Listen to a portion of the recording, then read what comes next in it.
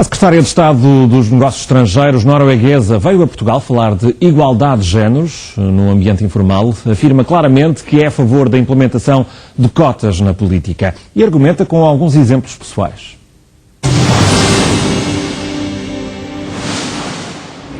Mrs. Gry Larsen, what is the purpose of your visit to Portugal?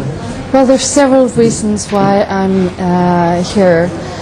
One is that we want to strengthen the bilateral cooperation between Norway and Portugal. That is both in the interest of Norway, and I'm glad to say it's also in the interest of Portugal.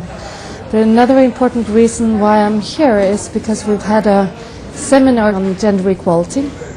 The seminar has highlighted what has been achieved both in Portugal and in Norway over the last years. But the main focus has also been on the challenges that remains in both our countries.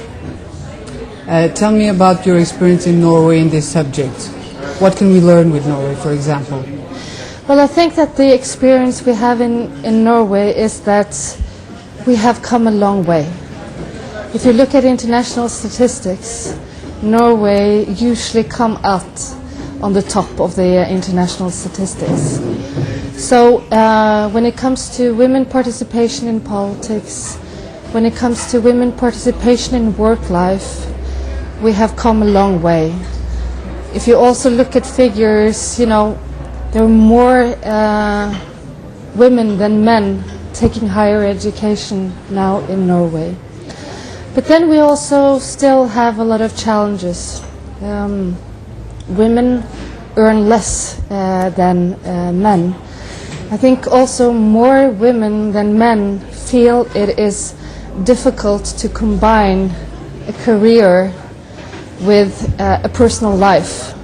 And especially if you have young children, it is difficult for many people to have a career and at the same time feel that you take care of your children. So there are still challenges in the Norwegian society, but in general I would say that we have come a long way when it comes to gender equality. And I'm a product of that. I'm a female politician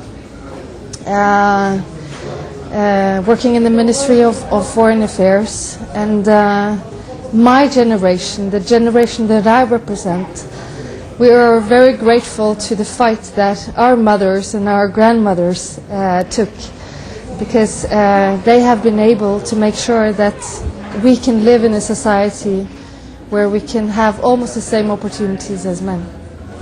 Concerning the role of women in politics, do you think there should be quotas in a government, for example? I believe in quotas. In my political party, we have a quota system where we actually have a 50-50% quota. So in all positions at a high level within my party, there needs to be 50-50. And I'm also a product of the quota system. My first 3 positions that I got when I was 16 and I entered into the labor youth movement of Norway, I got because of the quota system. I became a member of the council in my community because I was a girl and they needed more girls on the list, so they asked me. I became a member of the council on the county level in my political party because they also needed more girls, and I was asked. So for me, the quota system, it represents an opportunity to make sure that also women can be part of politics. And why do I, believe that the quota system is so important? Well, it's because that if you want to have good decisions in a society, you need both men and women. Do you think that this quota system should be exported, if I may say, to other countries in Europe, notably Southern Europe and our country, for example? Should that be a step for us as well? Well, every country needs to take a decision on this. But I would say that, a quota system within political parties is important. That is the Norwegian system. If you look at the political parties in Norway, the ones that have a quota system are more equal than the ones that do not have a quota system. A couple of years ago in Norway, we took the decision that we were also going to have a quota system when it comes to boards of public companies. 40% representation. Quite controversial at the time. A lot of discussion if that was going to be right or not. Many arguments against were used.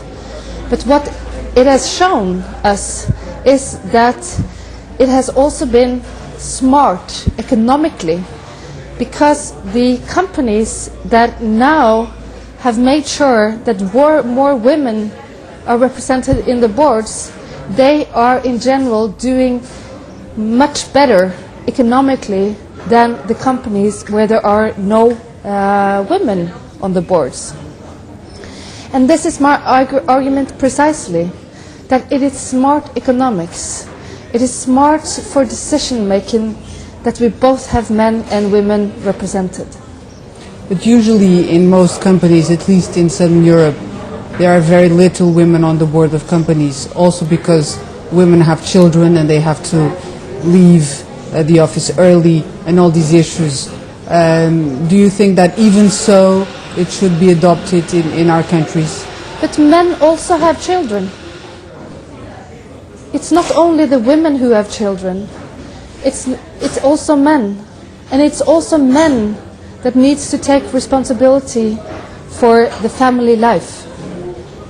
And that is what we have seen in Norway, that I would say with my generation, things are changing.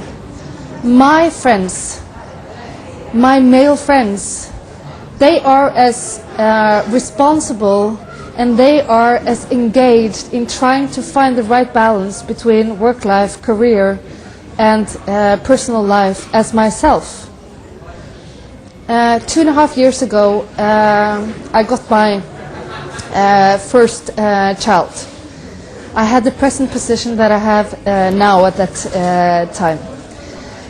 I took maternal leave for 6 months, and then I went back to work, and my husband were home for 4.5 months with our child. So it was a joint responsibility for us to take care of our child the first year, and we almost split it in half. And that is the situation now in many Norwegian families, that men also stay home and have parental leave with small children. So it's attitudes, and it's, you know, we haven't seen in Norway that things have changed from one day to another.